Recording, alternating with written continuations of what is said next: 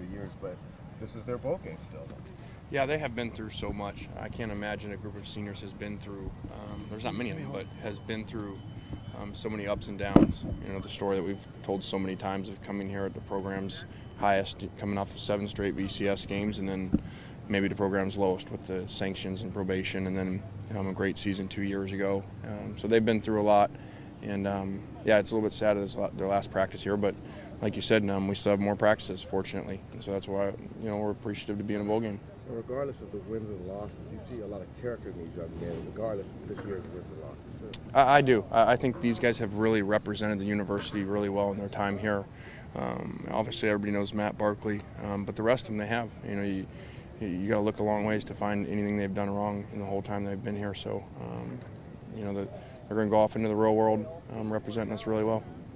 Coach, speaking of Matt, what is his status at the moment, and what are your expectations of him as you get closer to game time? Yeah, we're going to look at it when we get down there and see if he can practice. Obviously, hopefully he can practice, but we've said all along he wasn't going to practice till then.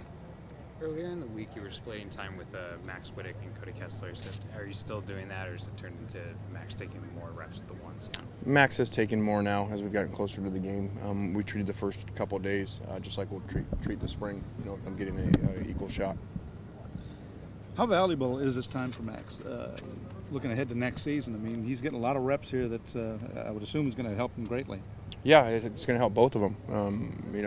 The one positive about Matthew not being here is those guys get more reps, and so it's been really good for them, and it's been really great to be in a bowl to have these extra practices. You get to take like all the walk-ons, the whole squad basically get to go for this game. Yeah, the bowl games are really good, and especially being in a later bowl game, because when we're not in school, the rules change a little bit for walk-ons. We're allowed to feed them now, so they can eat with the team, which is something that is just ridiculous that they can't. And they do get to get all the bowl gifts, and they get to go, and so it's really good for those guys. Coach, you face a team that averages over 300 yards on the ground per game. What is it about that spread option that makes it so difficult to defend a team like that? Well, I think anytime you're really good at the option, you know the answers to what happens in the game because it's all you do. And so much like Nebraska back in the day, people kind of slow them up and then they know what to go to because they know it inside and out. And so that's why they're so good at it, because they know it so well that as soon as you make adjustments, they know what adjustments to go to. Do they do anything differently? They throw any wrinkles in there that you have to prepare especially for? Well, they do. They do still throw the ball once in a while. And so, once you stop the run and you're up there, you got to be careful with your corners out there playing the receivers and big receivers.